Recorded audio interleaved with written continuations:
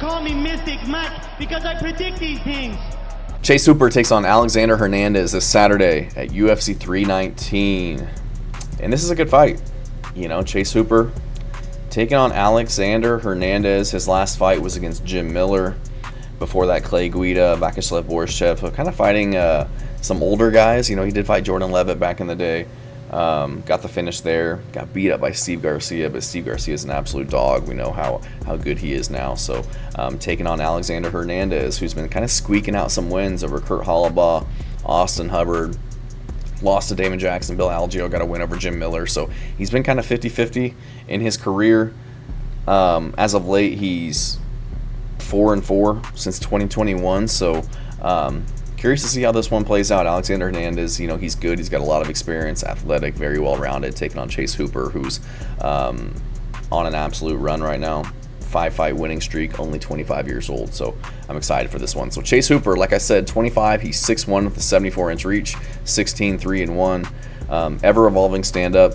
You know, he was more primarily a grappler, but he's really started to kind of round out his skill set. Had a really nice knockdown of Vyacheslav Borz in their fight, in a fight that I thought he was just going to get teed off on the feet, just looking at how the Steve Garcia fight went. But looks more like a complete fighter now, not just a grappler. Uses his length very well with his kicks, his teep kicks, his 1-2s.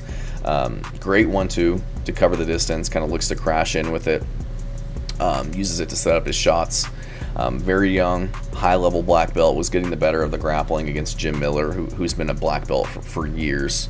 Tons of submission wins in the UFC, and he was having a lot of success in those transitions and the jiu-jitsu on the ground.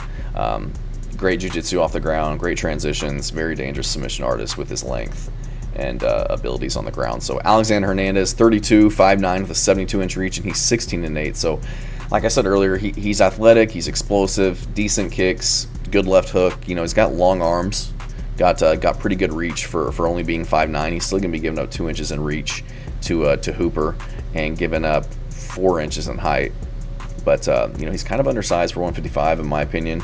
But good striker, switches stances mid-combo, good takedowns, 71% takedown defense. He's also a jiu-jitsu black belt with a wrestling background, really good cardio on him. So again, very well-rounded. But I'm going to go with Hooper. I think he's got tons of momentum. I just think he's more skilled. You know, I think he's going to be the one making drastic improvements at 25 years old. Already has tons of experience, already a black belt, already fought very high-level competition. Like, he's just going to be, you know, his striking is going to be looking so much better every time we see him. And Alexander Hernandez, as of late, you know, just kind of squeaking by guys, squeaking by Hollabaugh, Austin Hubbard. These guys are, you know, I think these guys are very underrated, but again, not elite. And you could argue that he's losing some of these fights, losing to Damon Jackson, who's a good grappler, lost to Bill Algeo, KO'd by Billy Quarantino, being finished by rear naked choke by Moicano. So he can be beat, he can be out decisioned, he can be subbed, he can be KO'd.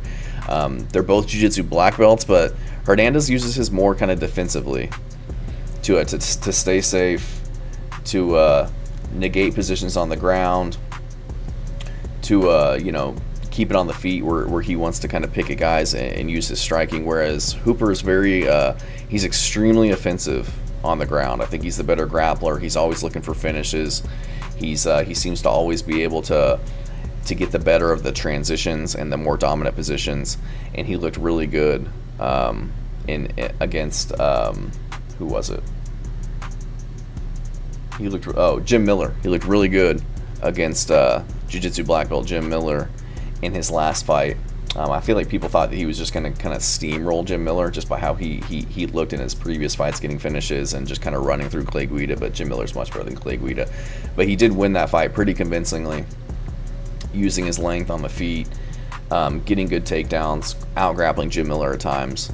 So I think he gets this one done. I think he's going to close the distance and start getting his takedowns on Alexander Hernandez, be the one pushing forward, making it gritty, putting a lot of volume out there, kind of controlling the distance, doing enough to win rounds. But I do think he can get the submission. I think he can get Hernandez to the ground, make him work, stay on top, and eventually find the submission. So I'm going to go Chase Hooper to get this one done.